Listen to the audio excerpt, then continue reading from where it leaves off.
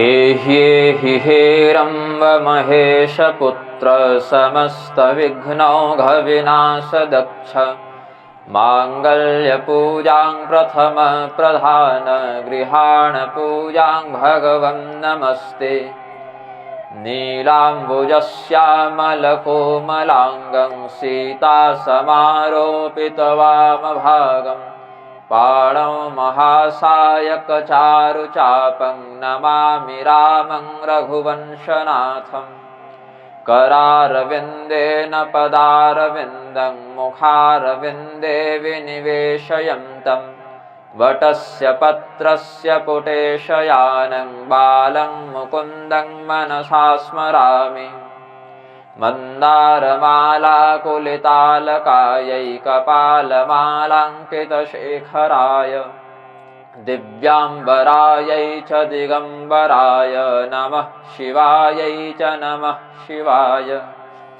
नृपालिमौलिव्रजरत्नकान्ते सरिद्विराजध्वसकन्यकाभ्यां नृपत्वदाभ्यां नतलोकपङ्क्तेर्नमो नमः श्रीगुरुपादुकाभ्याम्।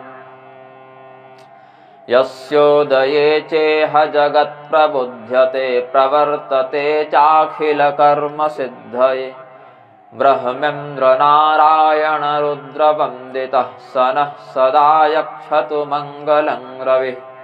प्रेम से बोलिए आनंद कंद भगवान की। भगवान नाम संकीर्तन करें। श्री राम जय जय राम। श्री राम जय जय राम। श्री राम जय जय राम। श्री राम जय जय राम। श्री राम जय जय राम। श्री राम जय जय राम। श्री राम जय जय राम। श्री राम जय जय राम। जय जय विघ्नहरण हनुमान जय जय विघ्नहरण हनुमान। श्री राम जय जय राम। श्री राम जय जय राम। कौशल्या के प्यारे राम। कौशल्या के प्यारे राम। दशरथ राज दुलारे राम। दशरथ राज दुलारे राम। सीता प्राण आधारे राम। सीता प्राण धारे राम। श्री राम जय जय राम। श्री राम जय जय राम। श्री राम जय जय राम। श्री राम जय जय राम। प्रेम से बोलिए आनंद कंद भगवान की।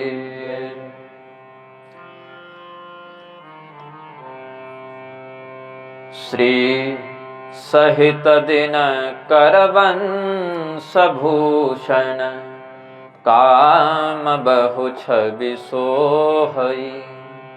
नव अम्बुधर बर गात अंबर पीत सुर मन मोहई। मुकुटांगदादि विचित्र भूषण अंग अंगनि प्रति सजे। अम्भोज नयन विशालौरभुज धन्य नर निरखन्ति जे। धन्य नर निरखन्ति जे।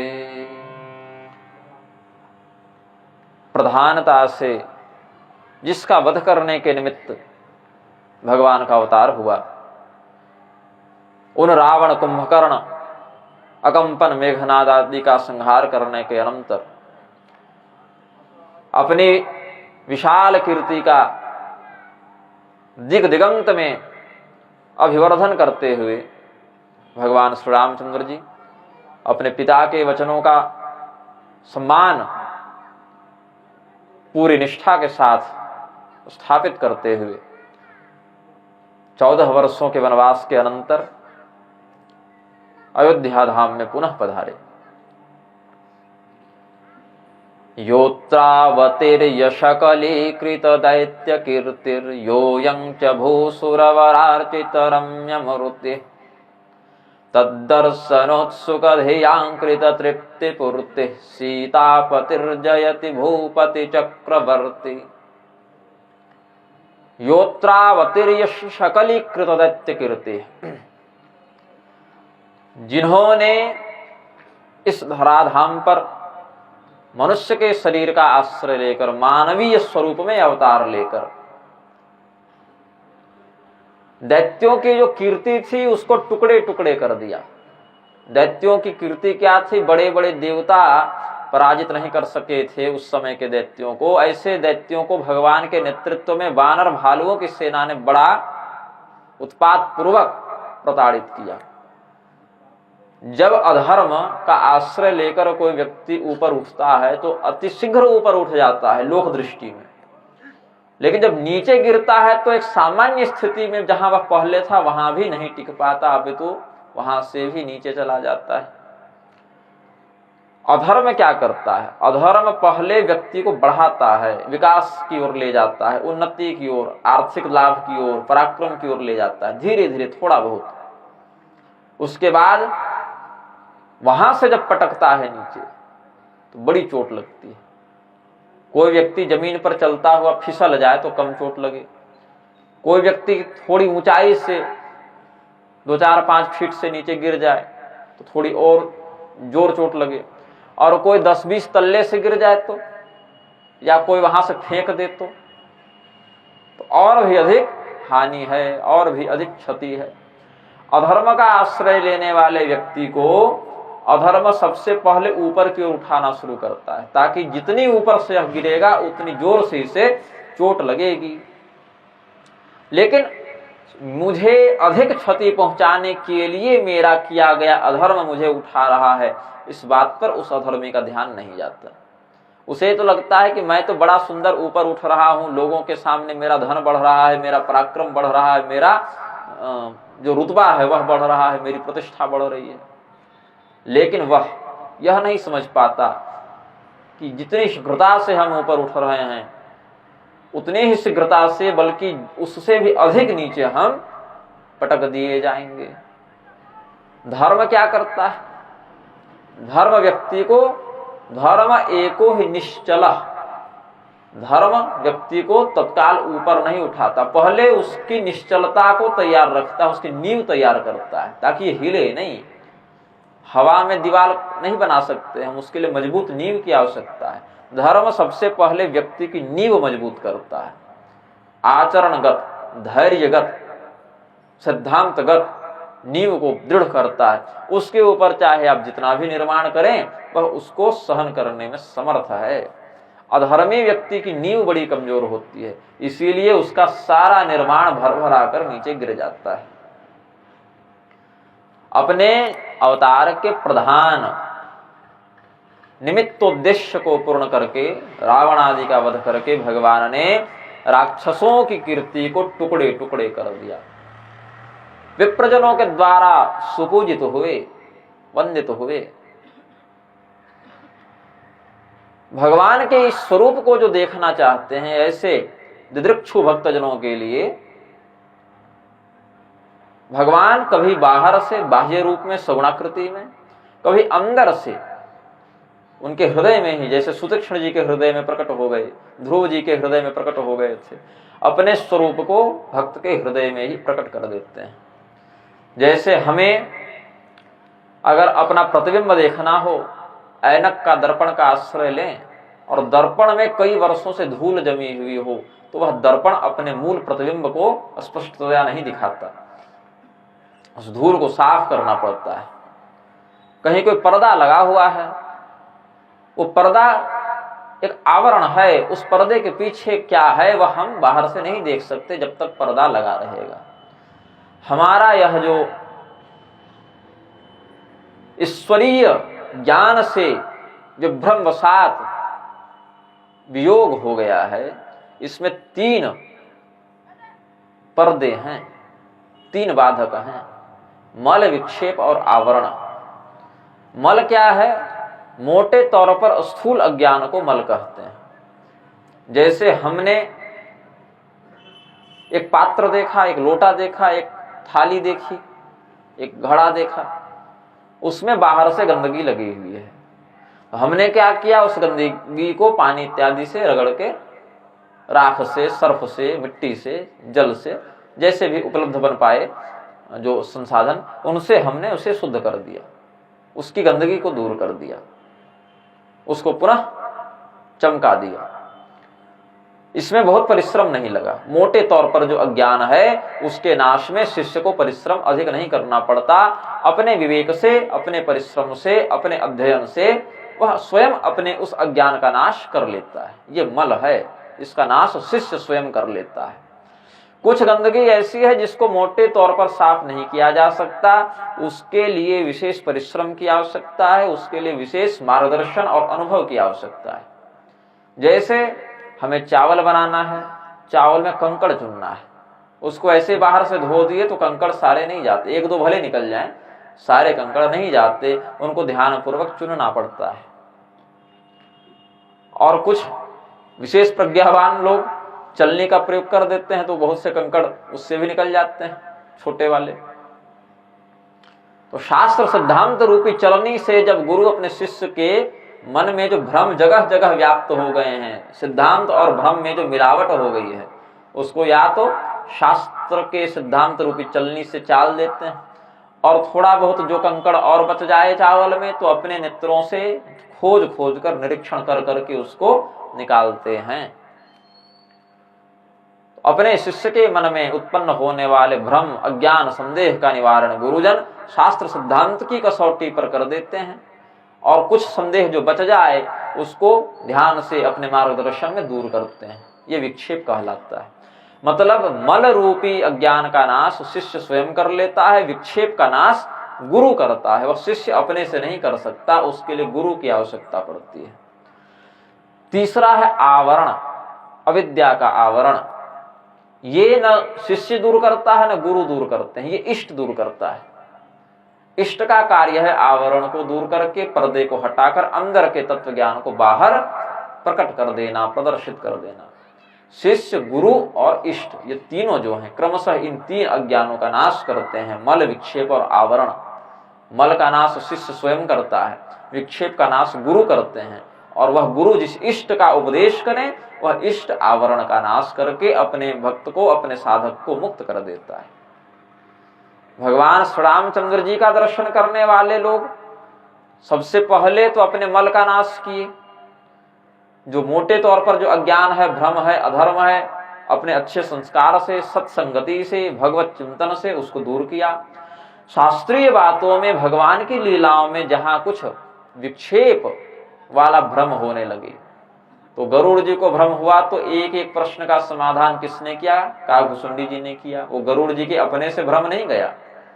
याज्ञवल्क्य मुनि ने भरद्वाज के प्रश्न का उत्तर दिया। भगवान महादेव ने देवी सती के और देवी पार्वती के दोनों जन्मों में उत्तर दिया, लेकिन भगवती सती अश्रद्धा युक्त होने के कारण पूर्व जन्म में उस ज्ञान को धारण न कर सकी, उनको एक जन्म और लेना पड़ा। मल का नाश अपने परिश्रम से, विक्षेप का नाश गुरु की कृपा से, और दोनों लब्ध हो गया तो फिर भगवान आवरण का भी नाश कर देते हैं अपने शिष्य की, अपने भक्त की निष्ठा को देखकर। तब भगवत दर्शन भी हो जाता है।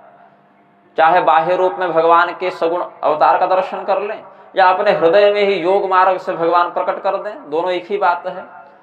विश्वावस्था में या प्राज्ञावस्था में हमारे नेत्र बाहर से भगवान का दर्शन करें या अंदर ही अंदर करें, ईश्वर तो सर्वत्र हैं, उनका बस अनुभव होता है उस प्रारूप में।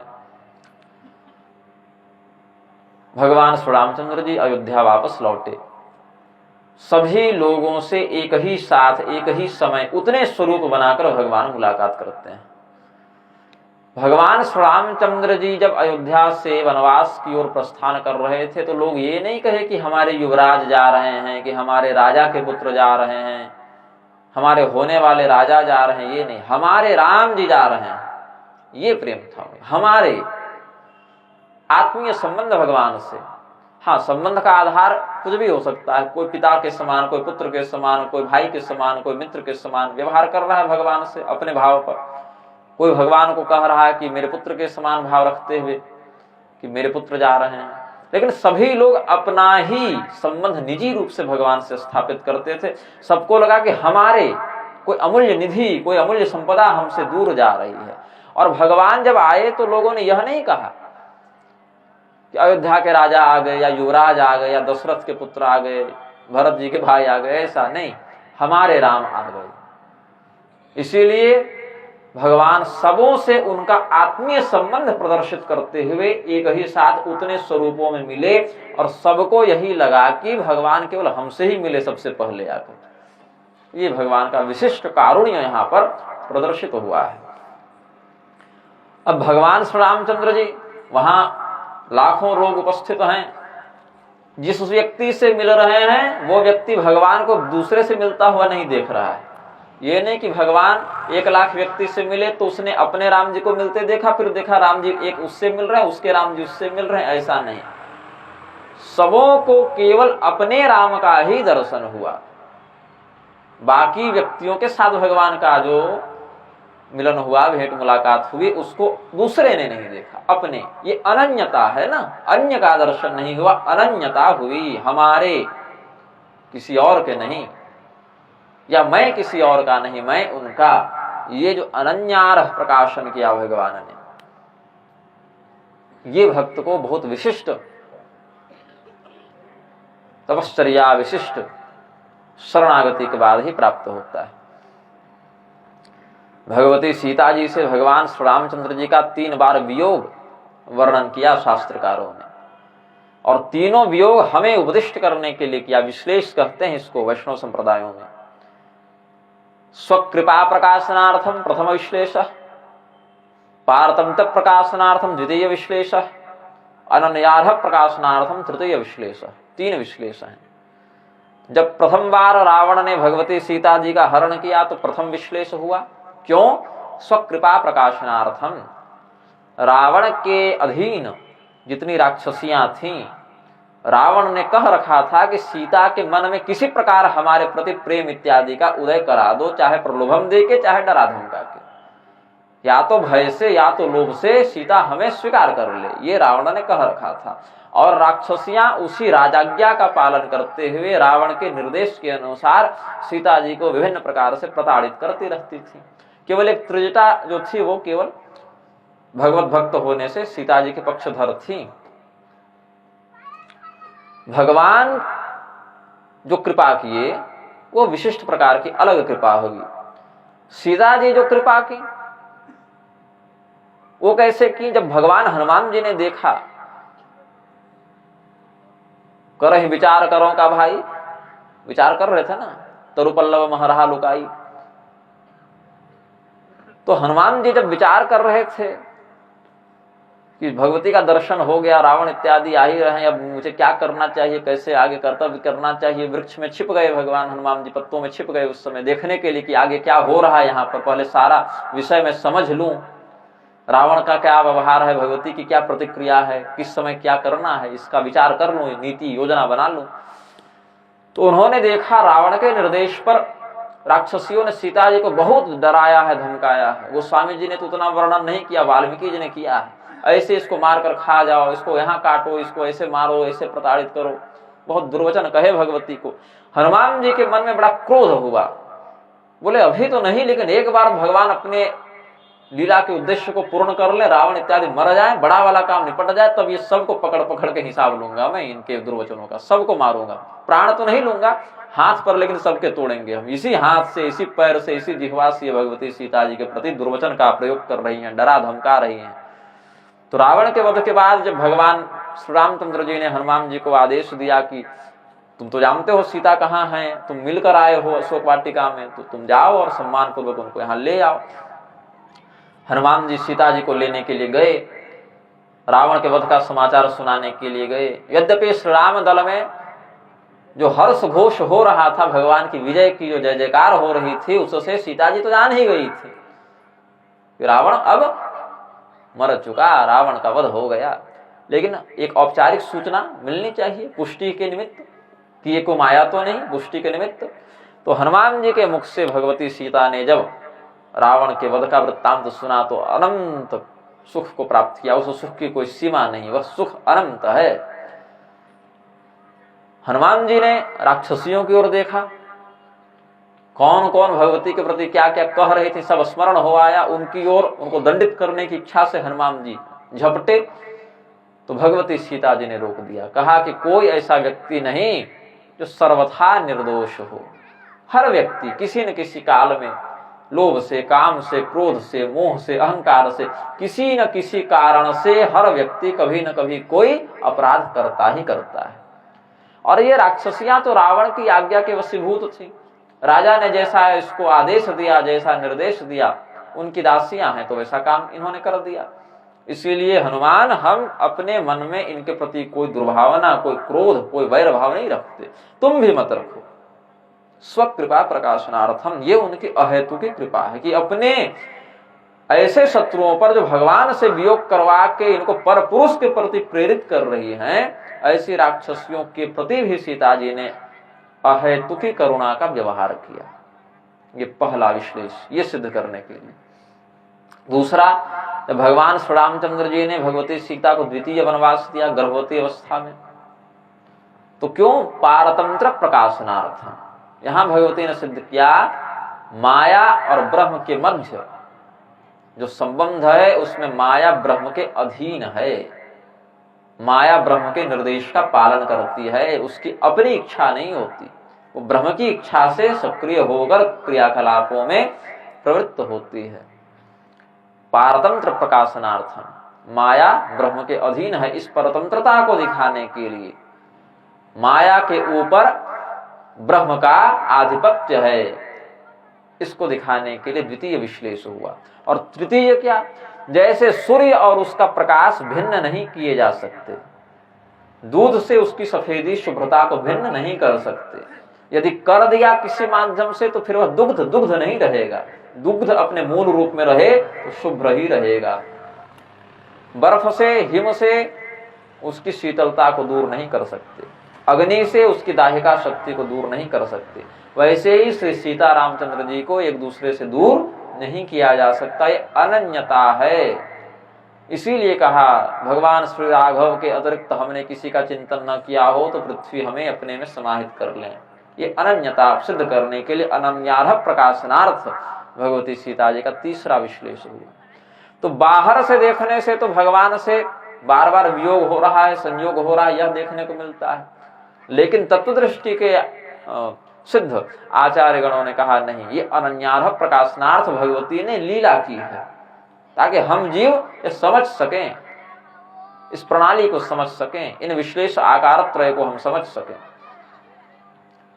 भगवान श्री रामचंद्र जी चाहे अकेले दिखें, चाहे सीता जी के साथ दिखें, चाहे पूरे राम दरबार के साथ दिखें, चाहे वो जंगल में दिखें, चाहे महल में दिखें, राम तत्व अखंड तत्व है, उसको खंडित नहीं किया जा सकता, उसको शक्तिहीन नहीं किया जा सकता। राम तत्व को शक्तिहीन नहीं किया जा सकता। राचेति लक्ष्मी वचनो मश्चापीश्वर वाचक बताया था। राम में जो रा है वही तो शक्ति का वाचक है ना। तो राम जब हम कहेंगे तो शक्ति का उच्चारण पहले हो जाएगा, म का उच्चारण ईश्वरत्व का वाचन बाद में होगा, शक्ति का ही पहले हम वाचन कर लेंगे। तो भगवान के इस महत् तात्विक रूप को जो बाहर से नहीं समझा जा सकता, नहीं देखा जा सकता, नहीं जाना जा सकता, इस स्वरूप का वर्णन करने के लिए यहाँ गोस्वामी जी ने क्या वर्णन किया? श्री सहित दिनकर वंश भूषण काम बहु छवि सोहई। श्री सहित, लक्ष्मी सहित, सीता सहित दिनकर वंश भूषण नहीं कहा, श्री सहित कहा। हरिबुद्ध संहिता में, लक्ष्मी तंत्रादि इत्यादि ग्रंथों में, शीतोपनिषद में भी श्री शब्द का जो निरूपण किया आचार्यों ने, ऐश्वर्य का विस्तार करने वाला तत्व श्री है, कल्याण का विस्तार करने वाला तत्व श्री है। इसीलिए भगवती सीता जी के लिए भी श्री शब्द आया है। और राचेति लक्ष्मी वचनो मश्चापीश्वरवाचक, श्री लक्ष्मी को भी कहते हैं। और श्री लक्ष्मी का वाचक है, राम शब्द में जो रा है वह लक्ष्मी का वाचक है, म ईश्वरत्व का वाचक है, तो लक्ष्मीपति को राम कहते हैं। इसीलिए यहाँ पर श्री सहित दिनकर वंश कहा गोस्वामी जी ने। लक्ष्मीपति सीतापति भगवान श्री रामचंद्र जी अपने दरबार में विराजमान हैं। समस्त अयोध्यावासी उत्सव पूर्वक मंगल गीत इत्यादि का प्रवर्तन कर रहे हैं, गान कर रहे हैं।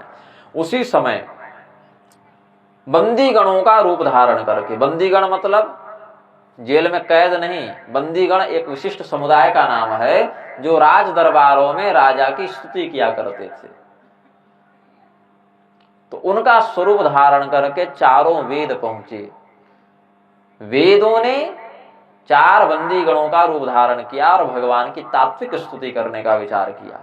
भगवान तो जान गए ये स्वयं वेद शब्द ब्रह्म यहाँ पर परब्रह्म की स्तुति करने के लिए आए हैं, लेकिन भगवान के अतिरिक्त इस रहस्य को कोई न जान सका। लोगों को लगा ये दरबारी कवि हैं, कोई प्रशंसा करने के लिए, पुरस्कार के लोभ से या ऐसे भी भगवत दर्शन के लिए आ गए। भगवान ने जब देखा इन चारों के रूप में साक्षात वेद पधारे हैं तो बड़े सम्मान के साथ उनका आदर किया। वेद निंदा कभी नहीं करनी चाहिए। पा शब्देन त्रयी धर्मा पालना जगत स्मृतः तं खंडयन्ति यस्मात्ते पाखंडास्तेन हेतुना। पाखंड जो शब्द है उसमें पा वेदत्रयी को कहते हैं। विश्व की रक्षा करने के कारण, मर्यादित अनुशासन से विश्व को सुरक्षित रखने के कारण वेदों को पा इस शब्द से बताया जाता है। उस पा मतलब वेद को जो खंडित करे, उसके विरुद्ध जाए, उसकी अवहेलना करे, उसको पाखंड कहते हैं।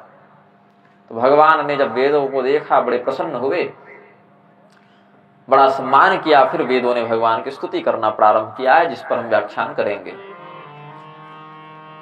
जय सगुण निर्गुण रूप रूप अनूप भूप शिरोमणे। जय सगुण निर्गुण रूप रूप अनूप भूप शिरोमणि। दश कंधरादि प्रचंड निशिचर प्रबल खल भुज बल हने। दश आदि प्रचंड निश्चर प्रबल खल भुज बल हने। अवतार नर संसार भार विभंजे दारुण दुखद है। अवतार नर संसार भार विभंजे दारुण दुखद है। जय प्रणत पाल दयाल प्रभु संयुक्त शक्ति नमाम है। जय प्रणत पाल दयाल प्रभु संयुक्त शक्ति नमामहे। संयुक्त शक्ति नमामहे। जय सगुण निर्गुण रूप रूप अनूप भूप शिरोमणि। भगवान के लिए जो संस्तुति की, हमारी परंपरा में जो परमाक्षर सूत्र का दूसरा सूत्र है तत्त्वविधा सगुणम निर्गुणम च, भगवान को यहाँ सगुण भी कहा और निर्गुण भी कहा, क्योंकि दोनों विधि से भगवान अपने स्वरूप को अभिव्यक्त करके, यद्यपि निर्गुण उतना इंद्रिय गोचर अभिव्यक्ति में नहीं आता, किंतु उपासक जो निर्गुणोपासक हैं, अव्यक्त की उपासना करने में समर्थ हैं, उतने प्रज्ञावान हैं, वे कर ही लेते हैं। भगवान अपनी माया के आश्रय से संभवाम्यात्म माया मायोपाधि से युक्त होकर, सनत कुमार संहिता इत्यादि में जो गौड़ी परंपरा की सनत कुमार संहिता है उसमें भगवान ने कहा है, जब अपनी माया को माध्यम बनाकर हम स्वयं को प्रकट कर दें तो वह सगुण कहलाता है, और प्रकट न करें तो वह निर्गुण कहलाता है। जब अपनी माया को माध्यम बनाकर, माया के अधीन होकर नहीं, माया के द्वारा विवश होकर नहीं, अपितु अपनी माया को प्रयोग करते हुए जैसे आप गाड़ी में बैठकर यदि गाड़ी को नियंत्रित कर रहे हैं तो गंतव्य तक पहुंच जाएंगे, और यदि नियंत्रण नहीं है तब गाड़ी के नीचे आ गए तो मर जाएंगे। दोनों ही स्थानों में एक मनुष्य और एक वाहन का संयोग बन रहा है। एक स्थिति में दुर्घटना कहलाएगी और एक स्थिति में यात्रा। यात्रा में ये भी यात्रा ही है अंतिम वाली, तो एक अंतिम यात्रा और एक यात्रा। तो गाड़ी पर बैठकर उसको नियंत्रित करते हुए चलाना, उस पर आधिपत्य करना हुआ, अपनी इच्छा के अनुसार उसका संचालन करना हुआ। और नियंत्रण है नहीं, गाड़ी ही हम पर सवार हो जाए, हम गाड़ी पर सवार हो तब तो कहीं पहुंच जाए, और गाड़ी ही हम पर सवार हो गई तब समस्या है। तो भगवान अपनी माया पर नियंत्रण करते हुए, अपनी माया को अपने लिए प्रयोग करते हुए, जब स्वयं को अलग अलग रूपों में अभिव्यक्त कर देते हैं और क्रिया भेद से गुणों का प्रयोग करने लगते हैं, सत्वगुण, रजोगुण, तमोगुण, सृष्टि स्थिति संहार आदि के लिए, तो उनको सगुण कहा जाता है। यद्यपि सगुण आकृति को धारण करने के बाद भी ये गुणों के प्रभाव में स्वयं नहीं आते, अपितु इनके ही प्रभाव के कारण गुणों में वो क्रियाशीलता आ जाती है। जैसे आप अग्नि के ऊपर बर्तन रख दें और बर्तन के ऊपर जल रख दें तो जल अग्नि को बुझाता नहीं, अपितु अग्नि का प्रभाव जल पर पड़ने लगता है और जल गर्म होने लगता है ना।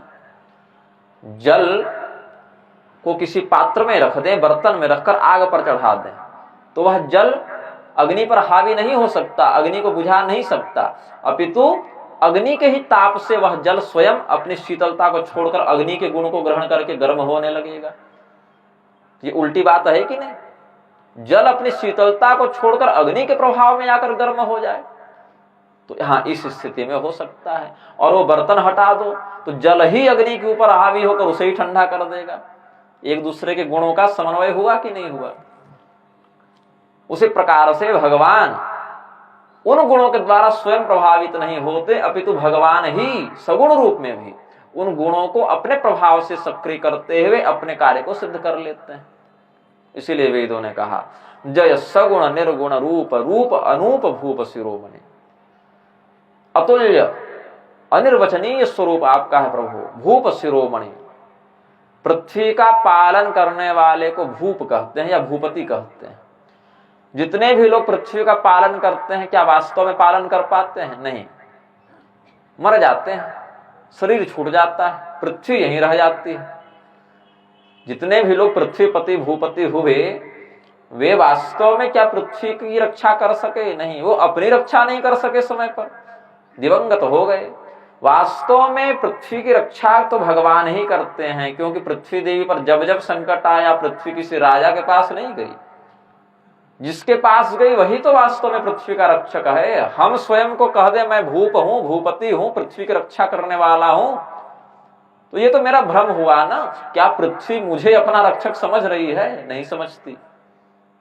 पृथ्वी तो हंसती है कि अरे इसके जैसे जैसे कितने आए और मर गए, सब हमको अपने अधिकार का ही विषय समझते थे। यह मेरी भूमि है, यह मेरी जमीन है, इतना दूर मेरा अधिकार है, हम इसके स्वामी हैं।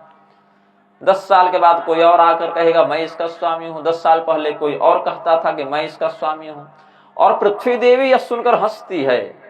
जब कोई व्यक्ति जमीन के लिए लड़ाई करता है, यह मेरी भूमि है, हम इसके स्वामी हैं, हत्याएं हो जाती हैं, युद्ध हो जाते हैं भूमि के कारण, तो पृथ्वी हंसती है, बोले हमारे स्वामी केवल वही हैं जिनके पास हम अपनी रक्षा की गुहार लेकर जाते हैं, तुम लोग कुछ हो नहीं। लेकिन मान बैठे हैं भ्रमवश। तो ऐसे जितने भी लोग स्वयं को पृथ्वीपति भूपति मानकर बैठे हैं, वो हैं नहीं। वास्तव में भूप शिरोमणि तो वही हैं जिनके पास पृथ्वी अपनी रक्षा की गुहार लगाते हुए जाती है। जिनको पृथ्वी अपना रक्षक माने वह ना पृथ्वीपति होगा। हम स्वयं को पृथ्वी का रक्षक मान ले तो थोड़ी बन जाएंगे। तो वेदों ने कहा भगवान आप यद्यपि अभी राजा के रूप में हैं, तो राजा के सिंहासन पर बैठने वाले, मुकुट धारण करने वाले तो बहुत हैं, वास्तव में वो भूपति नहीं बन जाते। और अगर उनको भूपति मान भी ले तो आपके ही अंदर राजा होने का, भूपति होने का गुण चरितार्थ होता है। वास्तव में यह घटना, यह लक्षण आप में ही घटित होते हैं, इसलिए आप भूप शिरोमणि हैं। दशकंधरादि प्रचंड निशिचर प्रबल खल भुज बलहने। खल का अर्थ है दुष्ट, अत्याचारी, अनाचारी। और ये दशकंधर रावणादि क्या थे? प्रबल खल थे। जितने भी खल हैं उनके सरदार थे, उनके स्वामी थे, उनके नायक, खलनायक कहते हैं ना, खलनायक थे। ये सब खलों के नायक थे।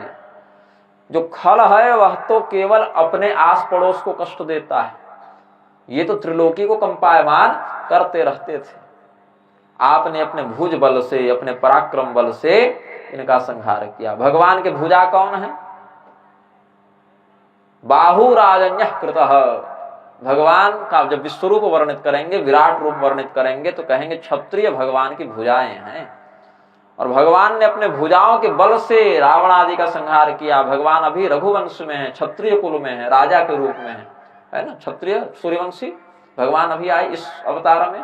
तो भुज बलहने, अपने भुजाओं के बल से, तो लौकिक दृष्टि से तो हाथ से मारे भगवान धनुष बाण का, अपने भुजाओं का बल पराक्रम दिखाया। और विराट स्वरूप में देखें तो क्षत्रिय है भगवान की भुजा। तो बार बार जो आप दूसरे अवतार लेते थे, मत्स्य का अवतार, नृसिंह का अवतार, कूर्म का अवतार, इस बार वो नहीं, इस बार आपका क्षत्रिय कुल में अवतार हुआ है। ब्राह्मण के रूप में तो परशुराम इत्यादि के कुल में आ ही चुके थे, क्षत्रिय में ये आपका क्षत्रियगत अवतार है, क्षत्रियोचित अवतार है। यह अवतार क्यों है भाई? इसका उद्देश्य क्या है? अवतार नर संसार भार विभंजि दारुण दुखद है। संसार भार विभंजी, संसार के भार को हरण करने के लिए। संसार के भार क्या क्या है? ते मर्त्यलोके भुवि भार भूता, साहित्यकारों ने भी कहा, नीतिकारों ने भी कहा। पृथ्वी में क्या क्या भार स्वरूपी है? तो पहले समझना पड़ेगा कि पृथ्वी में क्या क्या भार हरण करता है, क्या क्या पृथ्वी को जीवनीय शक्ति संप्रदान करता है। गोभिर विप्रेश्च वेदेश्च सतिभिः सत्यवादिभिः अलुब्धैर दानशीलश्च सप्तभिर धार्यते मही। ये जो शास्त्राज्ञा है, शास्त्र वाक्य है, गौ, विप्र, वेद, पतिव्रता स्त्री, सत्यनिष्ठ व्यक्ति, संतोषी व्यक्ति, उदार व्यक्ति, ये सात पृथ्वी को धारण करते हैं, इसमें जीवनीय शक्ति का संचार करते हैं। इनमें जब कमी आने लगे, इनके विपरीत तत्वों की वृद्धि होने लगे तो पृथ्वी का भार बढ़ता है। मतलब इन सातों के ऊपर अत्याचार करने वाले तत्वों का आप संहार किए तो पृथ्वी के भार का हरण हुआ। पृथ्वी में जो दारुण दुख व्याप्त हो गया था वह समाप्त हुआ। जय प्रणत पाल दयाल प्रभु संयुक्त शक्ति नमामहे। जब सुर मुनि गंधर्वा मिलिकर सर्वा गे विरंच के लोका, सभी लोग शरणागत भाव से भगवान के पास निवेदन करते हैं, विनती करते हैं, प्रपन्न भाव का प्रदर्शन करते हैं, हम आपके शरण में हैं, त्राहि माम शरणागतम। तो प्रणत को जो शरण प्रदान करके रक्षा करे, उसका पालन करे, तो प्रणत का जो पालन करे वह प्रणतपाल है।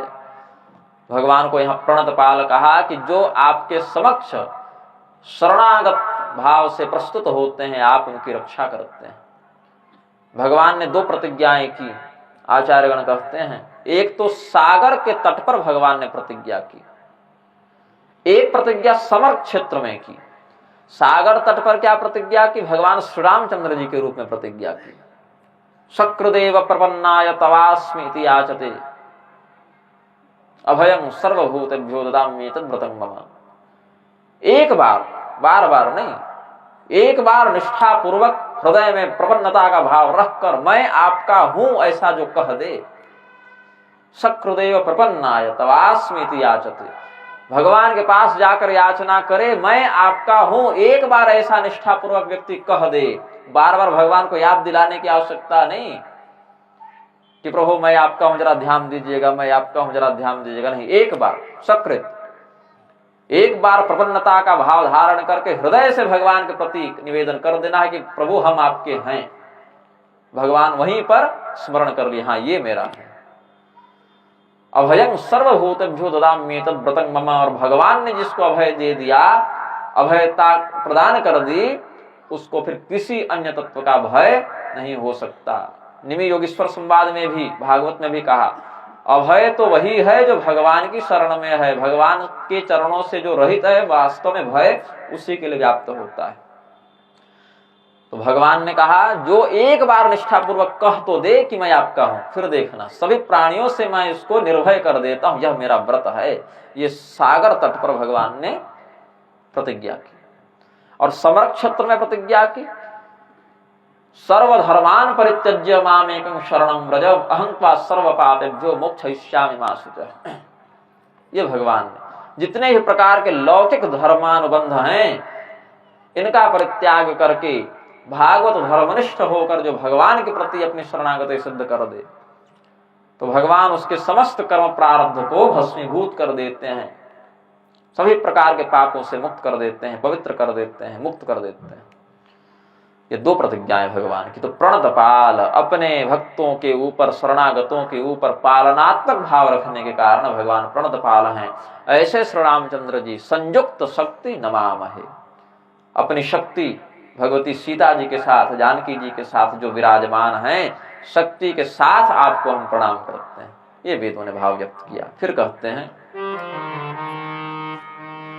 तब विषम माया बस सुरासुर नाग नर अग जग हरे, तब विषम माया बस सुरासुर नाग नर अग जग हरे, भव पंथ भ्रमत अमित दिवस निशिकाल कर्म गुण निभरे, भव पंथ अमित दिवस निशिकाल कर्म गुण निभरे, जे नाथ करे करुणा बिलोके त्रिविधि दुख ते निर्वहे, जे नाथ करि करुणा बिलोके त्रिविध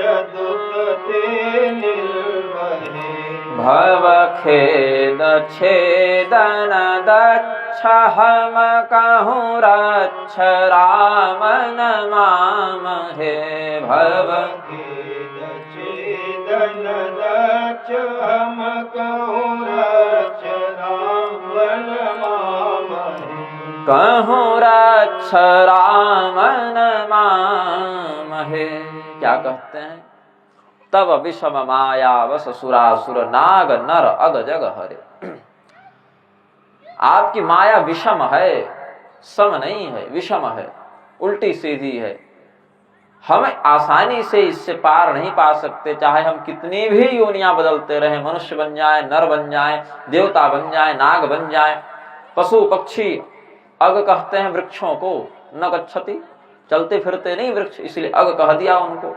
जितने भी चराचर जगत में शुभाशुभ योनियां हैं, चाहे जिसमें भी भटक लें, हम अपनी इच्छा से आपकी माया को नहीं तोड़ सकते, उससे पार नहीं जा सकते। जैसे गर्भ में जो बच्चा फंसा हुआ है, जो बच्चा गर्भ में है, वो चाहे कितना भी घूमता रहे गर्भ में, अपनी इच्छा से तो बाहर नहीं आ पाएगा।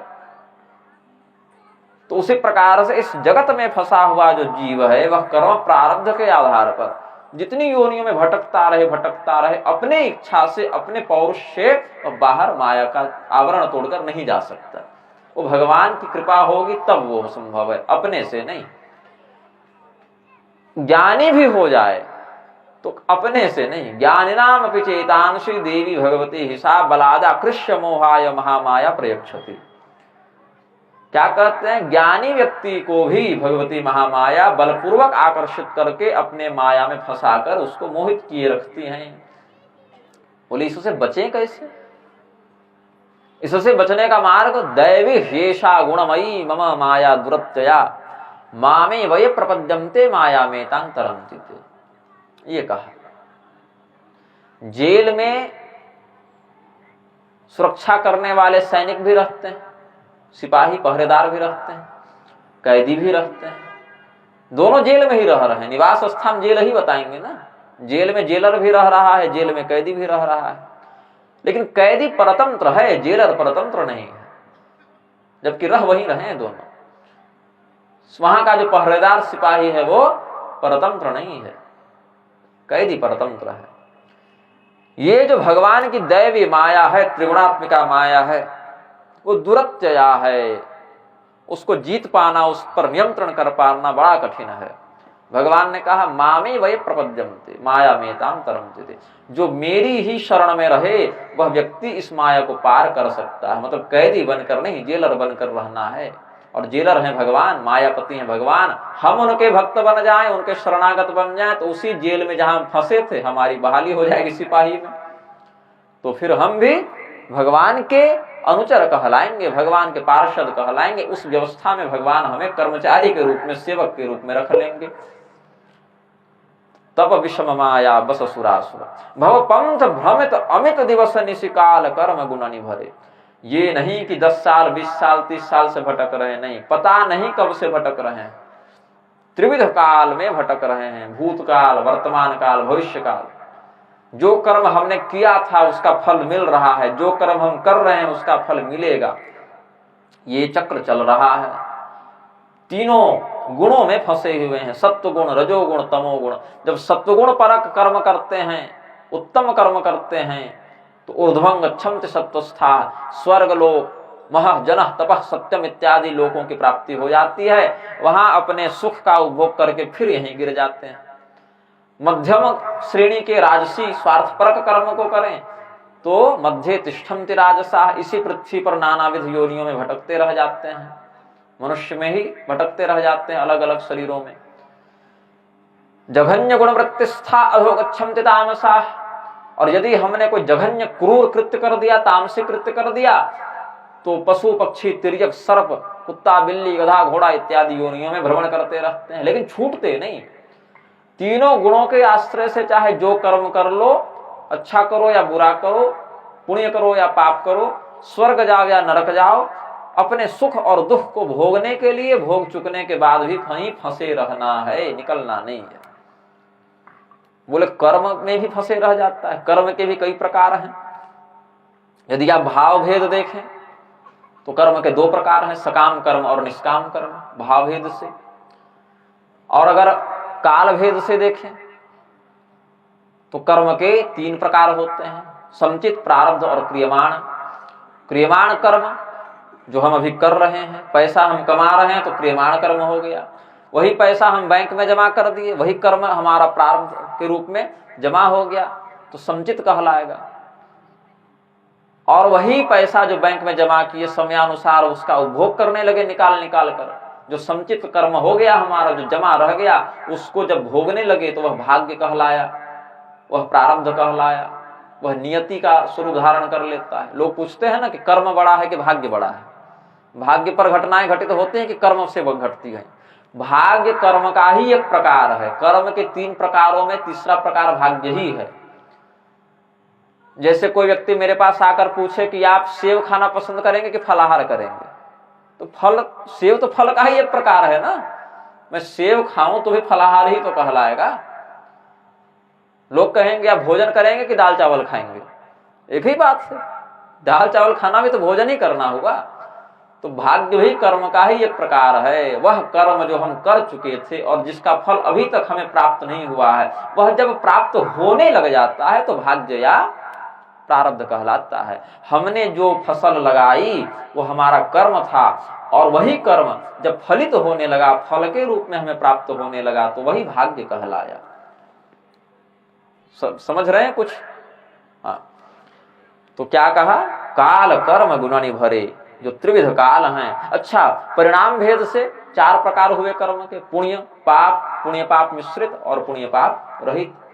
इसमें केवल निष्काम कर्म ही ऐसा कर्म है जिसको भगवान ने बांधने के लिए नहीं, छुड़ाने के लिए बनाया है। बांधने के लिए नहीं, छुड़ाने के लिए बनाया है भगवान ने। क्योंकि नहीं कश्चित क्षणमपि जातु तिष्ठत्य कर्मकृत कार्यते ह्यवशः कर्म सर्व प्रकृति जैर गुणैः। व्यक्ति किसी भी अवस्था में बिना कुछ किए रह जाए यह संभव ही नहीं। कुछ न कुछ तो होगा ही उससे। यदि वह जीवित है, चेतना है शरीर में, आत्मा और देह का संयोग बना हुआ है, तो कोई न कोई क्रिया उससे घटित होती ही रहेगी।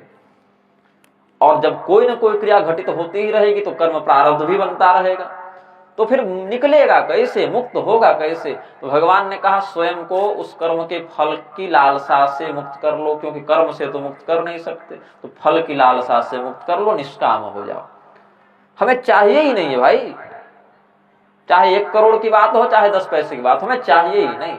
तो निष्कामता होने पर कर्म प्रारब्ध नहीं बनता, प्रारब्ध नहीं बनता तो पिछला हिसाब खत्म होते गया, नया कुछ बना नहीं।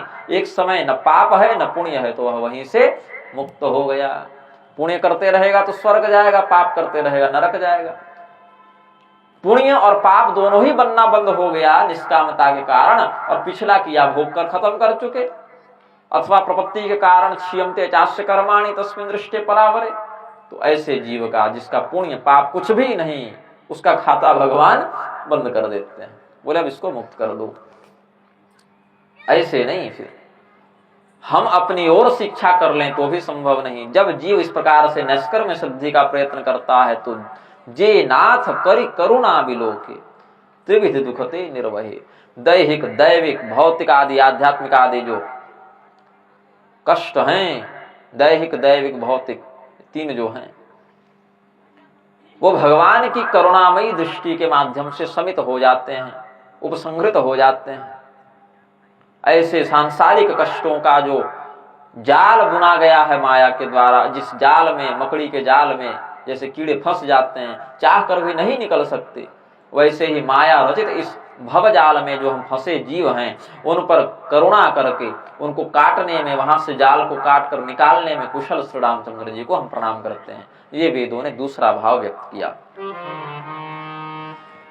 जे ज्ञान मान विमत्त तव भव हरनि भक्ति न आदरी। जे ज्ञान मान विमत्त हरनि भक्ति न ते पाई सुर दुर्लभ पदादपि परत हम देखत हरि।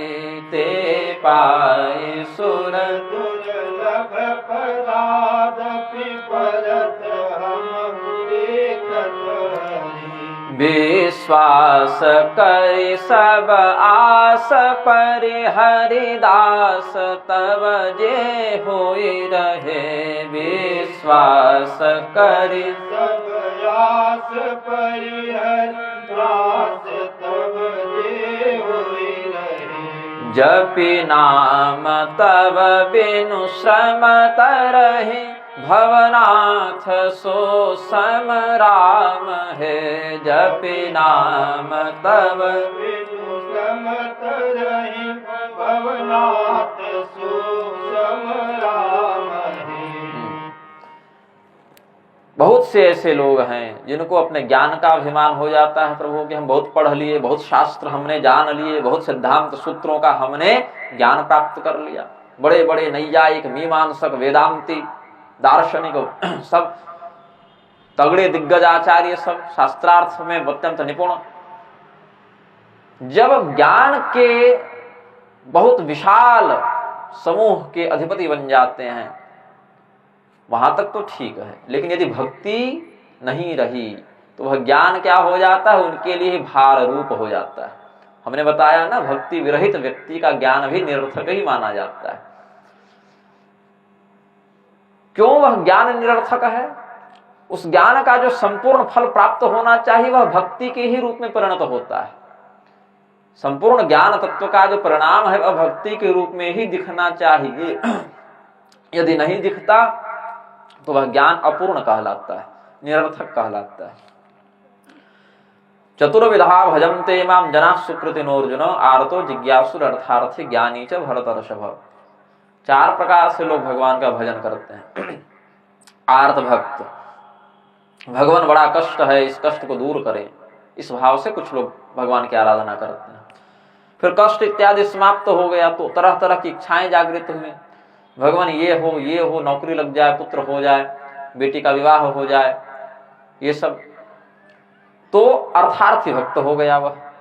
मतलब कष्ट तो कोई नहीं है सामान्यतया, लेकिन कुछ अतृप्त कामनाएं हैं, कुछ अधूरी इच्छाएं हैं, उसको पूर्ण करना है, तो अर्थार्थी भक्त हो गया। फिर एक स्थिति आती है जब वही भक्त देखता है कि न कोई कष्ट है न कोई कामना है, ठीक ठाक सब चल रहा है, थोड़ी फुर्सत में आ गए, अब कष्ट और कामना से निपट के थोड़ी फुर्सत में आ गए, तो बैठकर सोचता है जिस ईश्वर ने, जिन भगवान ने हमारे कष्टों को दूर किया, हमारी कामनाओं को पूर्ण किया, वो कौन है, क्या है, उनका तत्व कैसे जाना जाए। इस प्रकार से इच्छा जब होती है तो वह जिज्ञासु हो जाता है, और यह जिज्ञासा जब पूर्ण हो जाती है, जब वह जान जाता है, तो उसे ज्ञानी कहते हैं। भगवान ने कहा ये चारों भक्त बड़े अच्छे हैं, बड़े प्रिय हैं हमारे, कोई दिक्कत नहीं, लेकिन ज्ञानी विशेष करके मेरा ही स्वरूप है, ऐसा समझना चाहिए। उदारा सर्व एवैते ज्ञानित्वात्मैव मे मतम, ज्ञानी को तो मैं अपना ही स्वरूप समझता हूं। क्यों? क्योंकि ज्ञान परमात्मा का स्वरूप है, और उस ज्ञान से जो युक्त हो गया, भगवान ने उसे अपना ही स्वरूप समझा। तेषां ज्ञानी नित्य युक्त एक भक्तिर विशिष्यते, इसमें ज्ञानी को विशिष्ट क्यों बताया? बाकी सभी उदार भक्त हैं, अच्छे भक्त हैं, भगवान के प्रिय हैं सब, लेकिन ज्ञानी को भगवान ने अपना स्वरूप बताया। ये विशिष्टता क्यों? ये विशिष्टता इसीलिए क्योंकि इन सबों को कुछ माध्यम चाहिए भक्ति करने के लिए। यदि आर्त भक्त के पास कष्ट ना हो तो भगवान को याद नहीं करेगा, यदि अर्थार्थी भक्त के पास कामना ना हो तो भगवान को याद नहीं करेगा। उसकी भक्ति स्वतंत्र नहीं, किसी इच्छा पर, कामना पर, किसी संकट पर आश्रित है, और जिज्ञासा न हो तो भी भगवान को न जानना चाहे। लेकिन जो ज्ञानी है वो स्वयं उस तत्व निर्दर्शन से युक्त हो चुका है, ब्रह्म ज्ञान से युक्त हो चुका है, इसीलिए उसको जो भक्ति प्राप्त हुई वह एक भक्ति है, तारतम्य वाली भक्ति है, उसमें किसी दूसरे का स्थान नहीं, इसीलिए वह ज्ञानी विशिष्ट भक्त होता है। अनन्य भक्त ही ज्ञानी कहला सकता है, दूसरा नहीं। लोग कहते हैं ना भक्ति और ज्ञान में कौन बड़ा? ज्ञानी वही है जिसमें अनन्य भक्ति हो। अगर अनन्य भक्ति नहीं तो उसका ज्ञान क्या है? उसको नीचे गिरा देता है। ते पाई सुर दुर्लभ पदादपि परत हम देखत हरि, वेदों ने कहा। नहुस को देखा ना आपने, मनुष्य से देवराज इंद्र और देवराज इंद्र से सीधे अजगर, मनुष्य में भी नहीं रखे। हमने क्या बताया था? अधर्म के आधार पर बढ़िएगा तो पहुंचिएगा तो बहुत ऊपर तक, लेकिन जब गिरिएगा तो जहां थे वहां से भी नीचे गिरा देगा। नहुस दंभ के कारण, अपनी तपस्या के कारण जो दंभ हो गया, तपस्या से देवराज इंद्र तो बन गए थे, लेकिन दंभ के कारण उनको और इच्छा हुई कि हम सची के साथ विवाह कर लें, इंद्राणी हमारे ही पत्नी बन जाए। इसके कारण वे तरह तरह के अनर्थ में, कुकृत्य में संलिप्त हो गए। जब नीचे गिरे तो इंद्र छोड़िए, मनुष्य छोड़िए, अजगर बन गए। अभी 5000 कुछ वर्ष पहले उनका उद्धार हुआ है। कब के बने 25, 26, 27, 28 चतुर्युगी पहले शाप मिला है। अभी 5000 वर्ष पहले युधिष्ठिर महाराज उनको धर्म चर्चा करके शाप मुक्त किए हैं। तो कहाँ गिरता है व्यक्ति? जब गिरना प्रारंभ करता है तो फिर उसका कोई रक्षक नहीं होता, क्योंकि रक्षा तो धर्म करता है ना। धर्म ही सबसे बड़ा रक्षक है। स्वल्पमप्यस्य धर्मस्य त्रायते महतो भयात्, धर्म को आप पहले नष्ट करके बैठे हैं, जो बचाएगा वही आप उसी को मार कर बैठे हैं, तो बचाए कौन? इसीलिए धर्म की हिंसा करके अधर्म को पोषित करने वाला व्यक्ति थोड़ा ऊपर उठता है पहले, फिर बहुत नीचे गिर जाता है। हमने देवताओं को भी अपने अधर्म के कारण नीचे गिरते हुए देखा है प्रभु, ये वेदों ने कहा। तो क्या करना चाहिए? सबसे पहले कहा विश्वास। विश्वास करो, आस को छोड़ो, दास भाव को प्राप्त करो, तब भगवान का नाम जपो। अब लोग सीधे भगवान का नाम जपते हैं और कहते हैं नाम जप में मन नहीं लगता, भगवान मेरी सुनते नहीं। इतना पूजा पाठ करते हैं, भजन करते हैं, भगवान सुनते नहीं। तो आपका मोबाइल जब स्विच ऑफ रहेगा तो कितना भी लगाइए थोड़े लगेगा, पहले ऑन तो कीजिए। उसका सिग्नल मिल रहा है कि नहीं उसको जांच कीजिए पहले। तो विधि होती है पहले जांचने की। पहले तो विश्वास हो। विश्वास है नहीं, विश्वास तब होगा जब कोई परिणाम दिखने लगे, वहां से विश्वास प्रारंभ होगा। तो ये व्यापार नहीं है। लोग कहते हैं कुछ अनुभव नहीं होता महाराज जी, तो अनुभव होगा तभी ना विश्वास होगा। अनुभव हुआ नहीं कि उसका विश्वास ढोलने लगा। विश्वास पहले हो। विश्वास जब हो जाए तो धीरे धीरे जिन पर पहले से विश्वास बना हुआ था वो छोड़ना पड़ेगा, उनके प्रति आशा का परित्याग करना पड़ेगा। और भगवान के प्रति हम शरणागत हैं। सकृदेव प्रपन्नाय तवास्मीति याचते, मैं आपका हूं ये भाव रखे व्यक्ति, भगवान का मैं सेवक हूं ये भाव रखे। एक बकरी थी, जंगल में भटक गई, अपने झुंड से अलग हो गई किसी कारणवश। उसका जो स्वामी था बाकी बकरियों को लेकर अपने घर में चला गया। ये बकरी बेचारी अकेले रह गई रात को नदी के किनारे जंगल में। क्या करे? निशाचर प्राणी जो व्याघ्र सिंहादि हैं वो गर्जना करने लगे अपनी, ये डर गई। इसने क्या किया, एक सिंह का पंजा देखा, उस पंजे को देखकर वह वहां पर बैठ गई, उसी के पास बैठ गई। उधर से लकड़बग्घा आया, उसको आते हुए देखकर बकरी ने कोई प्रतिक्रिया नहीं दी, भागी नहीं, आराम से बैठे रही और कहे, और लकड़बग्घे क्या हाल है तुम्हारा, आज कुछ शिकार मिला कि नहीं मिला? लकड़बग्घे को बड़ा आश्चर्य हुआ, भाई ये बकरी मुझसे भयभीत नहीं होती, उल्टे पूछ रही है जैसे बचपन से हमारे साथ खेली खाई पढ़ी लिखी हो। तो कहा उसने कि हाँ अभी तक तो नहीं मिला था लेकिन अब मिल गया। बोले कहाँ है तुम्हारा शिकार? बोले वही तो, तुम ही तो हो। तो बकरी हंसने लगी, लकड़बग्घा और भ्रमित तो हुआ। तो तुम्हें मुझसे भय नहीं लगता? बोले मुझे किस बात का भय, क्यों? तो मुझे तो यहाँ नियुक्त किया गया, मुझे यहाँ ड्यूटी दी गई है, मुझे यहाँ रहने के लिए कहा गया। क्यों रहने के लिए कहा गया भाई? किसने कह दिया? बोले जिसका ये पंजा है उसी ने कहा है कि दूर से जब कोई प्राणी इधर आए तुम्हें खाने के लिए तो तुम मिमिया देना, और जब तुम मिमियाओगी वो तुम्हें खाने के लिए आएगा, और जब तुम जहां हो मैं समझ जाऊंगा कि वो आ गया तो मैं पीछे से उसको मार दूंगा, इसीलिए मुझे यहाँ रखा गया। तो मुझे किस बात का है?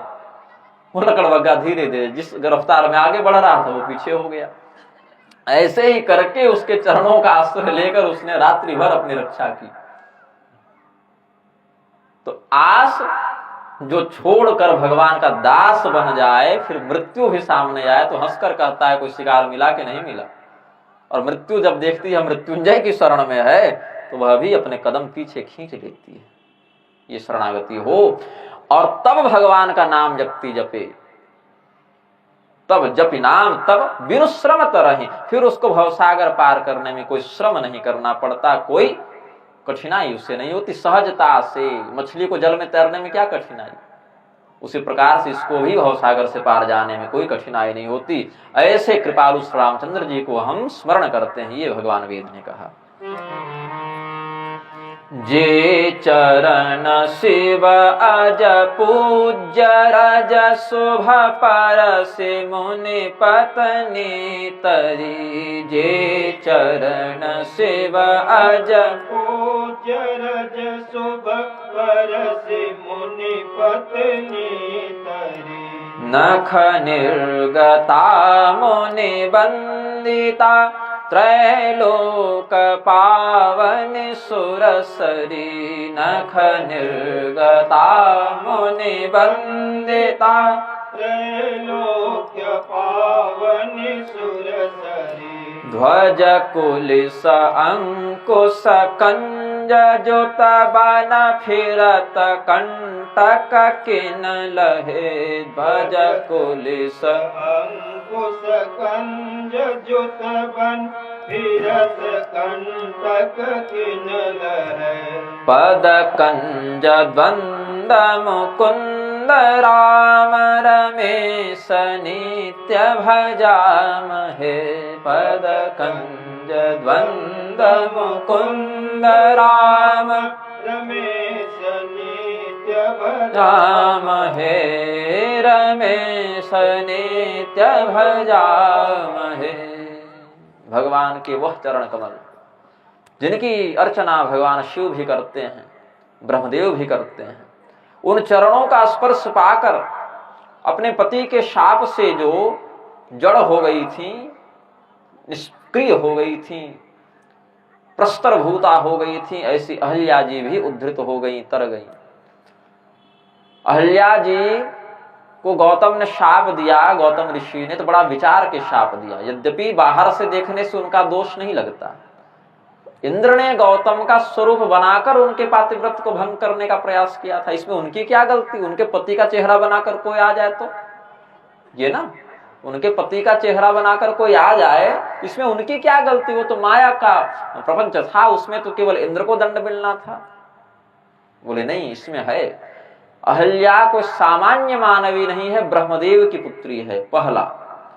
इसीलिए उनमें देवताओं को समझने की, पहचानने की शक्ति विद्यमान है, वो सामान्य स्त्री नहीं है। गौतम ऋषि भी सप्तर्षियों में परिगणित होने वाले ऋषि हैं।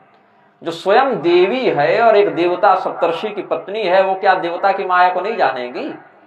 दूसरी बात, एक सामान्य स्त्री भी या सामान्य पुरुष भी अपने पति पत्नी के प्रेम क्रीड़ा के व्यवहार शैली को समझते हैं। पशु पक्षी में भी जो जोड़े में चलते हैं, ऐसे पशु पक्षी या दंपति अपने पति या पत्नी के प्रेम क्रीड़ा की शैली को समझते हैं। सबकी शैली होती है। तो देवरति के लोभ से कि हमारे पति की अपेक्षा कुछ विशिष्ट प्रेम क्रीड़ा का प्रदर्शन देवराज इंद्र करेंगे, ये देवरति के लोभ से इंद्र की माया को समझने में समर्थ होने के बाद भी अहल्या ने प्रतिकार नहीं किया, ये सोचकर के बाद में कह दूंगी ये तो आपका स्वरूप बनाकर आए थे। ये छल उन्होंने जो किया, इसके कारण उनको दंड मिला। गौतम ऋषि न्याय दर्शन के प्रणेता हैं, अन्याय थोड़ी करेंगे। इसीलिए इस रहस्य को जानकर कि तुम्हारे अंदर यह क्षमता थी कि तुम पकड़ लेती, ये गौतम नहीं देवराज इंद्र हैं, दिव्य दृष्टि से भी और लौकिक शैली से भी, लेकिन तुमने ऐसा नहीं किया, फलतः तुम्हें दंड मिलेगा।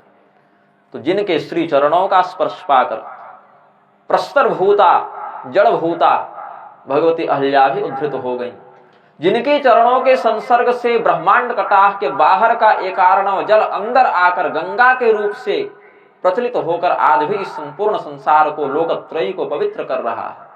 गंगा जी भगवान के चरणों से उद्भूत हुई वामनावतार के समय। यस्य पादोदकं गंगा तस्मै श्री हरये नमः। जिनका चरणों तक ही गंगा जल है, ऐसे भगवान हरि को हम प्रणाम करते हैं। भगवान के उन चरण कमलों में जो दिव्य वैष्णव चिन्ह, ध्वज, वज्र, अंकुश, पद्म इत्यादि के, चक्र इत्यादि के जो चिन्ह हैं, भगवान के चरण कमल कितने कोमल हैं कि भगवती सीता भी जब उनका स्पर्श करते हैं दबाने के लिए तो किंचित भगवान थोड़े कष्ट में हो जाते हैं, बोले थोड़ा धीरे धीरे दबाओ। भगवती सीता जी के कोमल कोमल हाथ भी भगवान को थोड़े कठोर लगते हैं, उनके चरण इतने कोमल हैं। ऐसे चरणों से भगवान कठोर भूमि पर, कांटों से भरी भूमि पर जंगल जंगल फिरे। हम उन चरण कमलों को प्रणाम करते हैं, ये वेद भगवान कहे। अव्यक्त मूलमनादि तरु त्वच चारि निगमागम भने। अव्यक्त मूलमनादि तरु त्वच चारि निगमागम भने। षट्कंभ शाखा पंचबीस अनेक पर्ण सुमन घने। षट्कंध शाखा पंचबीस अनेक पर्ण सुमन घने। फल जुगल विधि कटु मधुर बेली। अकेली जेहि आश्रित रहे। फल जुगल विधि फल जुगल विधि कटु मधुर बेली। अकेली आश्रित रहे। पल्लवत फूलत नवल नित संसार बिटपन मामहे। पल्लवत फूलत नवल नित संसार बिटपन मामहे। संसार बिटपन मामहे। ऊर्ध्वमूल मधशाख स्वत्थं प्राहुरव्ययम् छंदांसि यस्य पर्णानि यस्तं वेद स वेदवित्। हमने जो संसार वृक्ष का संकेत किया था, सांसारिक वृक्ष और संसार वृक्ष में अंतर है। सांसारिक वृक्ष मतलब ऐसा वृक्ष जो संसार में प्रकट हुआ है। सांसारिक वृक्ष जो संसार में उत्पन्न हुआ, उसका क्या लक्षण है? उसका बीज नीचे बोया जाता है और वृक्ष ऊपर की ओर बढ़ता है ना। बीज हम भूमि के अंदर डालते हैं, नीचे की ओर बीज भेजते हैं, और वह जब उगता है तो उसका विकास ऊपर की ओर होता है। ये सांसारिक वृक्ष का लक्षण है। और संसार वृक्ष मतलब संसार रूपी वृक्ष, इसकी जड़ ऊपर होती है और विस्तार इसका नीचे की ओर होता है। ये परमात्मा से निकलता है और नीचे फैलता जाता है। ये संसार वृक्ष है। अधश्चोर्ध्वं प्रसृतास्तस्य शाखा गुण प्रवृद्धा विषय प्रवाला अधश्च मूलान्यनुसंततानि कर्मानुबंधीनि मनुष्यलोके न रूपमस्येह तथोपलभ्यते नामतो न चादिर्न च संप्रतिष्ठा अस्वत्थमेनं सुविरूढ़मूलमसंग शस्त्रेण दृढ़ेन छित्त्वा। जैसा स्वरूप सांसारिक वृक्षों का देखने को मिलता है वैसा इस संसार वृक्ष का नहीं है। सांसारिक वृक्ष को काटने के लिए कुल्हाड़ी की आवश्यकता पड़ती है। उस संसार वृक्ष को काटने के लिए असंगता का शस्त्र ग्रहण करना पड़ता है, वैराग्य का शस्त्र ग्रहण करना पड़ता है, वो भी दृढ़ वैराग्य का। असंग शस्त्रेण दृढ़ेन छित्त्वा। इसी को रुद्रयामल तंत्र में भगवान शिव कहते हैं। जिन विधियों में मांसाहार का वर्णन आता है उसमें कहते हैं ये भौतिक मांस नहीं, कर्मा कर्म पशून हत्वा ज्ञान खड़गेन चैवहि।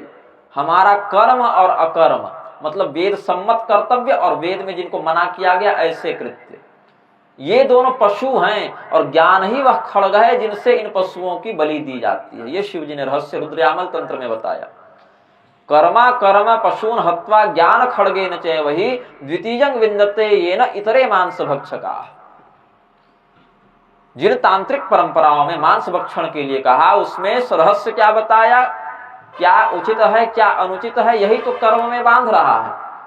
पुण्य और पाप के मध्य जीव फंसा हुआ है। ज्ञान खड़ग का, ज्ञान रूपी तलवार का प्रयोग करके इन्हीं दोनों पशुओं का वध करो तो जानो कि तुम मांस भक्षक हो, नहीं तो ऐसे चमड़ा चबाने वाले तो बहुत पड़े हुए हैं, उनको शास्त्र की दृष्टि में नहीं गणना है ना। ऐसे मांस भक्षण करने वाले बहुत हैं, लेकिन शास्त्र में जो मांस भक्षण के लिए तंत्र में कहा पशु बलि के संदर्भ में, उसमें कहते हैं कि ज्ञान रूपी तलवार से कर्मा कर्म पशु का वध करे। ये यौगिक परिभाषा है, सांकेतिक परिभाषा है शास्त्रों की। तो यहाँ सांकेतिक अर्थ लगा रहे हैं कि वैराग्य रूपी कुल्हाड़ी से, खड्ग से इस संसार वृक्ष का हम छेदन करें। ये रहस्य बताया। ये संसार वृक्ष दिखता कैसा है? भगवान ही स्वयं को प्रकृति के माध्यम से व्यक्त कर देते हैं तो संसार कहला जाते हैं। भोक्ता भोग्यं प्रेरितारं च मत्वा सर्वं प्रोक्तं त्रिविधं ब्रह्ममय तत्, वेदों ने कहा। तो प्रेरक ब्रह्म के रूप में परब्रह्म, भोक्ता ब्रह्म के रूप में जीव संज्ञक और भोग्य ब्रह्म के रूप में संसार, ये तीन रूपों में भगवान प्रतिभासित होने लग जाते हैं। बोले इसका मूल अव्यक्त है, मतलब इसकी जड़ का अता पता नहीं है, वह व्यक्त नहीं है, वह अव्यक्त है। पर ब्रह्म उसको व्यक्त नहीं किया जा सकता। हमने पूर्व काल में बताया ना, नेत्रों से देख नहीं सकते, कानों से सुन नहीं सकते, वाणी से बोल नहीं सकते, मन से सोच नहीं सकते, क्योंकि उनकी शक्ति से ही मन में सोचने की, वाणी में बोलने की, आंखों में देखने की, कानों में सुनने की शक्ति आई है। और स्वयं सुनने के लिए, देखने के लिए, बोलने के लिए, सोचने के लिए उनको किसी कान, आंख, जिह्वा, मन की आवश्यकता नहीं पड़ती। तो ऐसा अव्यक्त ब्रह्म ही इस संसार का मूल है, वहीं से संसार निकला है। अनादि है, कब से है उसका कोई अता पता नहीं। ये नहीं कर सकते कि इस समय के बाद से है, अनादि है, ऐसा वेदों ने उपदेश किया। इस वृक्ष में जो त्वचा है, जो इसके मुख्य तने हैं, वो 4 प्रकार से विभाजित है, एक ही नहीं। ऋग्वेद की परंपरा अलग है, यजुर्वेद की अलग है, सामवेद की अलग है, अथर्ववेद की अलग है। ये 4 त्वचा से यह युक्त है, ये 4 स्तर हैं इसके।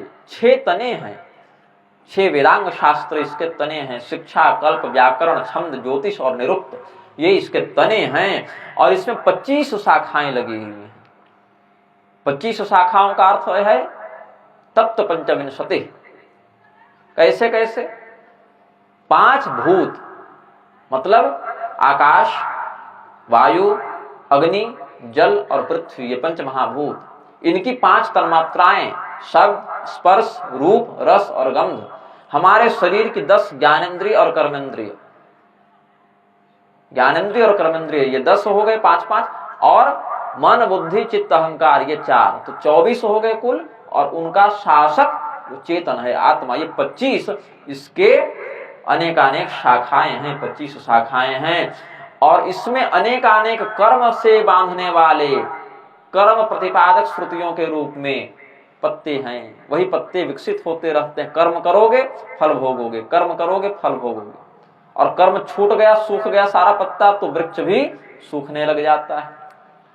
इसी में दो फल लगते हैं, मीठे और कड़वे, अच्छे और बुरे, पसंद और नापसंद, अनुकूल और प्रतिकूल, और जीव उनका उपभोग करता रहता है। मीठा खाकर प्रसन्न हो जाता है, कड़वा खाकर दुखी हो जाता है। द्वा सुपर्णा सयुजा सखाया समान वृक्षं परिशस्वजाते तयोरन्यः पिप्पलं स्वाद्वत्य नस्नन्यो अभिचाकसीति। ये संसार वृक्ष अश्वत्थ जो संसार विटप है, इसमें शुभ और अशुभ, मीठे और कड़वे ये फल लगते हैं। जीव जब मीठा खाता है, शुभ कर्म का फल पुण्य के रूप में भोगता है तो प्रसन्न हो जाता है। कड़वा खाता है, दुख का उपभोग करता है, पाप का फल भोगता है तो कष्ट में पड़ा रहता है। ऐसे इतनी बड़ी व्यवस्था को चलाने के लिए जिन्होंने संसार वृक्ष का रूप धारण किया है, ऐसे पर ब्रह्म को हम प्रणाम करते हैं। ये वेद भगवान ने कहा। अब अंतिम स्तुति वेदों की। जे ब्रह्म अजमद्वैतमनुभव गम्य मन पर ध्यावहि। जे ब्रह्म मद्वैतमनुभव गम्य मन पर ध्यावहि। ते कहूँ जानहु नाथ हम तब सगुण जस नित गावहि। ते कहूँ जानहु नाथ हम तव सगुण जस नित गावहि। करुणायतन प्रभु सद्गुणा कर देव जह वर मागहि। करुणायतन प्रभु सद्गुणा कर देव यह वर मागहि। मन बचन कर्म विकार तज तव चरण हम अनुरागहि। मन बचन कर्म विकार तज तव चरण हम अनुरागहि।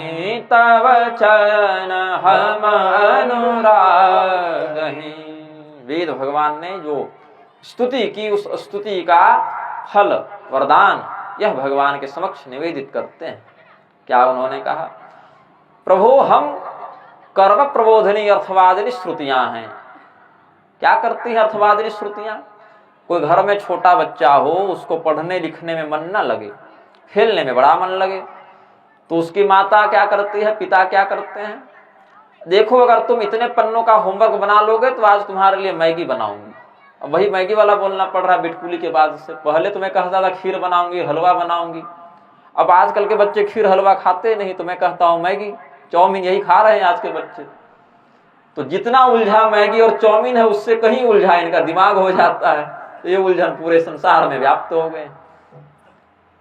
आपको ही पसंद? अच्छा आप दूसरी अर्थवादिनी श्रुतियों के विभाग में आते हैं। तो इसी प्रकार से भाव मेरा यह है, प्रलोभन देकर किसी कार्य को सिद्ध कराना। ये ऐसे ही श्रुतियां क्या करते हैं, वेद मंत्र क्या करते हैं, ये व्रत करोगे, ये दान करोगे तो इस लोक की प्राप्ति होगी, ये स्वर्ग लोक है, ये इंद्र लोक है, ये चंद्र लोक है, ये अमरावती है, ये विभावरी है। तो हम लोग जीव जगत में फंसे लोग उन फलों की चाह में हमें ये मिलेगा, कम से कम उन व्रत दान सत्कर्म आदि में प्रवृत्त हो जाते हैं। यही वेद फंसा दिए। त्रैगुण्य विषया वेदा निस्त्रैगुण्यो भवार्जुन। अर्जुन को भगवान ने यह कहा, ये वेद इन गुणत्रयी में फंसा देते हैं, इसीलिए निस्त्रय गुणियों भवार्जुन। वेदों का आश्रय निस्त्रय गुणीय भाव से लो। मतलब मिठाई खाने के लिए होमवर्क मत करो, ज्ञान मिलेगा उससे कल्याण होगा, इसके लिए पढ़ाई करो। चॉकलेट खाने के लिए पढ़ाई मत करो। उद्देश्य प्रधान है वहां शिक्षा ग्रहण करना, चॉकलेट खाना उद्देश्य नहीं है। लेकिन हमारा बच्चा पढ़ने में मन नहीं लगाता, ऐसे कह देंगे तो उसको मन लगेगा नहीं। तो कम से कम टॉफी के लोभ में पढ़ेगा, कम से कम स्वर्ग के लोभ में यज्ञ करेगा, कम से कम सुख के कामना से व्रत और दान करेगा। इसीलिए वेद भगवान अर्थवाद का प्रकल्प करते हुए, हाँ भगवान के नाम में अर्थवाद की कल्पना नहीं करनी चाहिए। उसका महात्म्य स्पष्ट है, अक्षुण्ण है, अविभाज्य है। भगवान के नाम के अतिरिक्त जितने कृत्य हैं उनको अर्थवाद में परिगणित कर सकते हैं, प्रसंगानुरूप, सर्वत्र नहीं, प्रसंगानुरूप। भगवान के नाम प्रताप को अर्थवाद में परिगणित करना नारद पुराण आदि में दोषकारक बताया है। भगवान के नाम में ये नहीं कर सकते कि लोभ है मोक्ष का इसीलिए लो, नहीं, वो वास्तव में उस तत्व को धारण करते हैं, वो नित्य तत्व में प्रभावी हैं। ये स्वर्ग आदि के समान विनाशशील नहीं है कि क्षीणे पुण्य मर्त्य लोकम विशंति, नहीं। तो वेदों ने कहा जे ब्रह्म अजमद्वैत मनुभव गम्य मन पर ध्यावहीं। और लोग कहते हैं गोस्वामी जी की भाषा सरल है, ये सरल भाषा है, पूरे संस्कृत लिख दिए। जो ब्रह्म अजमद्वैत मनुभव गम्य मन पर ध्यावहीं, अज मतलब जो कभी जन्म न ले, क्योंकि जन्म लेगा तो मरना पड़ेगा, उत्पत्ति का काल निर्धारण हो गया तो विनाश के काल का भी निर्धारण हो जाएगा। जातस्य ही ध्रुव मृत्यु ध्रुवं जन्म मृतस्य च, जिसने जन्म लिया है उसकी मृत्यु का निर्धारण जन्म के साथ ही हो गया। तो ब्रह्म अज है, जन्म नहीं लेता, और जो जन्म ही नहीं लेगा वह मर भी नहीं सकता, क्योंकि मृत्यु तो जन्म के सापेक्ष है, जन्म मृत्यु के सापेक्ष है। एक ही सिक्के के दो पहलू, एक ही पहलू न रहे तो दूसरा कैसे बने। इसीलिए ब्रह्म भगवान ईश्वर अजन्मा है, जन्म नहीं लेते। तो जन्म जब नहीं लेते तो मरते भी नहीं, मतलब अज के साथ अनंत का भी अर्थ ले लेना चाहिए। जब जन्म नहीं तो अंत भी नहीं। फिर कहा अद्वैत, दो नहीं एक ही हैं। एकैव शक्ति परमेश्वरस्य भिन्ना चतुर्धा व्यवहार काले, जो भृंगरिटी संहिता में कहा, वह परब्रह्म की शक्ति तो एक ही है, क्रिया भेद से अलग अलग स्वरूपों को, नाम को, उपाधि को धारण कर लेती है। जैसे गमन रूपी क्रिया करने के समय गंता, भोजन रूपी क्रिया करने के समय भोक्ता, बोलने रूपी क्रिया के समय वक्ता, सुनने रूपी क्रिया के समय श्रोता, इत्यादि उपाधियों को हम ही धारण कर लेते हैं अलग अलग क्रियाओं को करने के समय। वैसे वही परब्रह्म सृष्टि के समय ब्रह्मा, पालन के समय विष्णु, संहार के समय रुद्र शिव, अनुग्रह के समय गणपति और निग्रह के समय दुर्गा, ऐसे स्वरूपों को धारण कर लेते हैं। वास्तव में इन पांचों में भेद नहीं देखना चाहिए, एक ही तत्व हैं, लेकिन भेद कहां दिखता है? इनकी क्रियागत स्वरूपों में, इनके क्रियागत उपाधियों में, इनके क्रियागत नामों में। हम ही पांच काम करके पांच उपाधियों को धारण कर लिए, तो वैसे ब्रह्म ने पांच कर्मों के आधार पर अपने सगुणाकृति के कारण जो माया पर नियंत्रण करके वह संभूत हुए, उसके कारण उन्होंने इन उपाधियों को धारण कर लिया। लेकिन है एक ही अद्वैत, अनुभवगम्य, अनुभव से इनको जाना जा सकता है, बाह्य प्रयत्न से नहीं जाना जा सकता। आंख फाड़ फाड़ कर देखने लगे अर्जुन, भगवान बोले तुम्हारा सॉफ्टवेयर अपडेट मारना पड़ेगा, अभी दिखेगा नहीं तुमको। दिव्यं ददामिते चक्षुः पश्चिमे योगमैश्वरम, अब तुम्हारे नेत्रों में जो चर्म चक्षुओं में लोक दर्शन की शक्ति है, वह शक्ति हमारे रूप को नहीं दिखा सकती। उसके लिए दिव्यं ददामिते चक्षु, वह दिव्य दृष्टि जब उन्हें प्राप्त हुई तब उन्हें ब्रह्म का अनुभव होने लगा। और जब अनुभव हुआ तो सर्वत्र नमः पुरस्ताद अथ पृष्ठतस्ते नमोस्तुते सर्वत एव सर्व, भगवान सर्वत्र हैं, वासुदेव सर्वमिति यो मां पश्यति सर्वत्र सर्वं च मयि पश्यति, ये भाव उनके सामने प्रदर्शित होने लगा। तो उन्होंने ब्रह्म का अनुभव किया।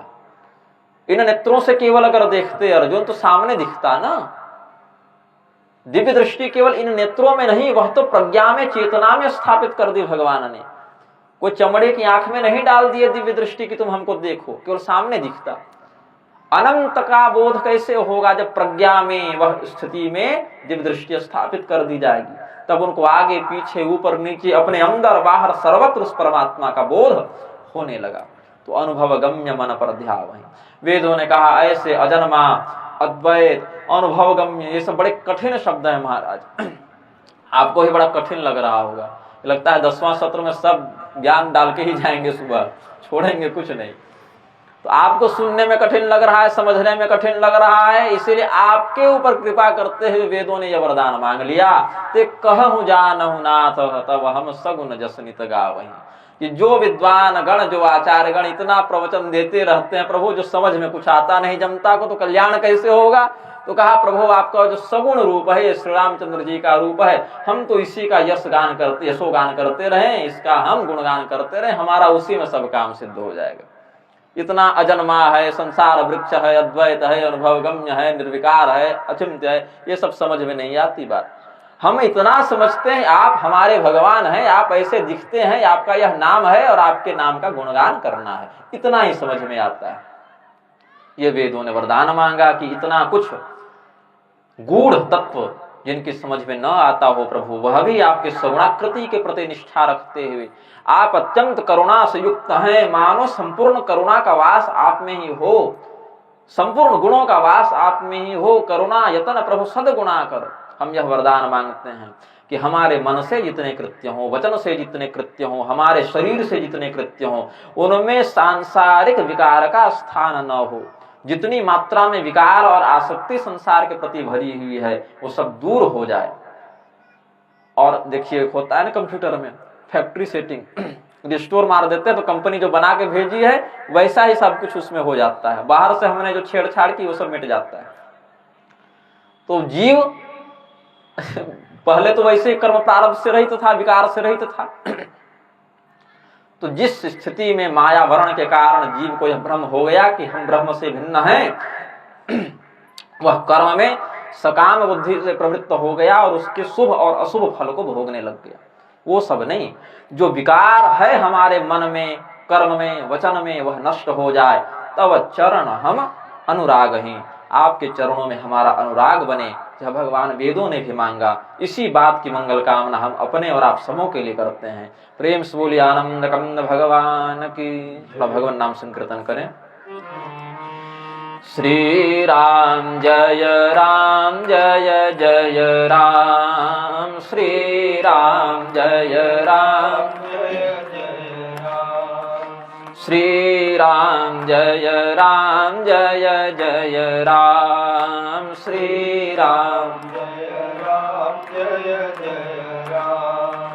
जय जय विघ्न हरण हनुमान, जय जय विघ्न हरण हनुमान, श्री राम जय राम, श्री राम जय राम। कौसल्या के प्यारे राम, कौसल्या के प्यारे राम, दशरथ राज दुलारे राम, दशरथ राज दुलारे राम, सीता प्राण धारे राम, सीता प्राण धारे राम, श्री राम जय राम, श्री राम जय राम, श्री राम जय राम, श्री राम जय राम,